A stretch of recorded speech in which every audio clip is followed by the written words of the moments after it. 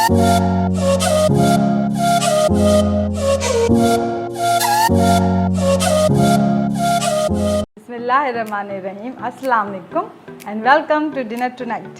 आज जो डिनर में बनने जा रहा है वो है स्पेशल सी जी हमारे बोटी कबाब यानी कि बिहारी कबाब बना रहे हैं मेरे स्टाइल में। ठीक है, इसको हम पैन फ्राई करेंगे।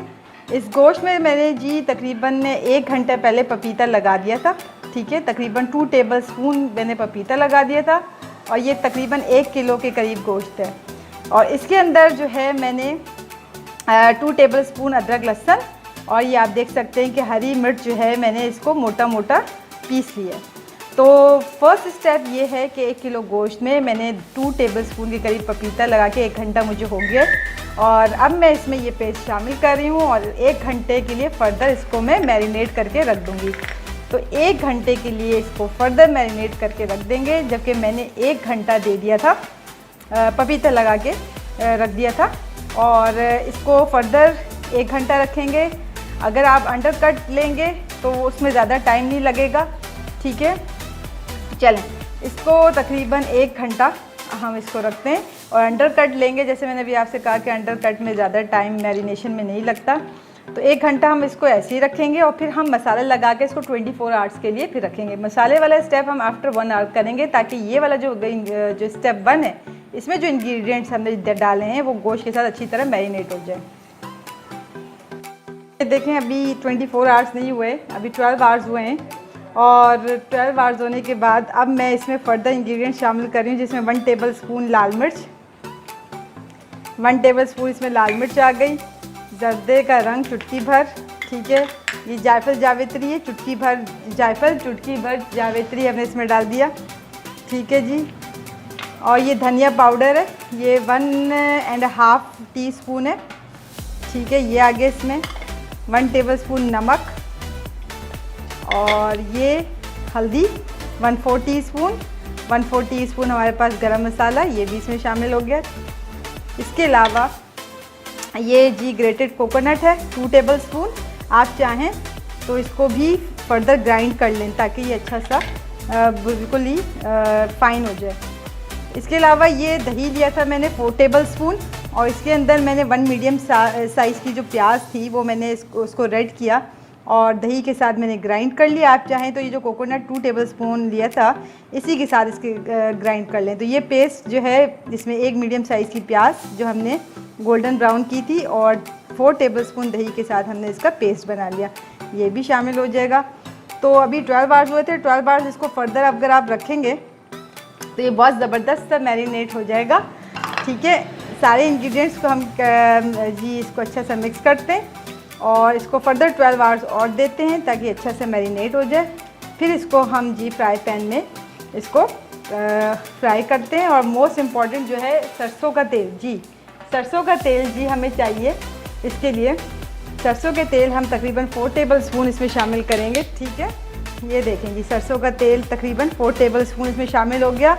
और ये जो बिहारी कबाब होता है इसमें सरसों का तेल जी बहुत ही इम्पॉर्टेंट है और इसकी खुशबू बहुत अच्छा जी अरोमा इसको देती है।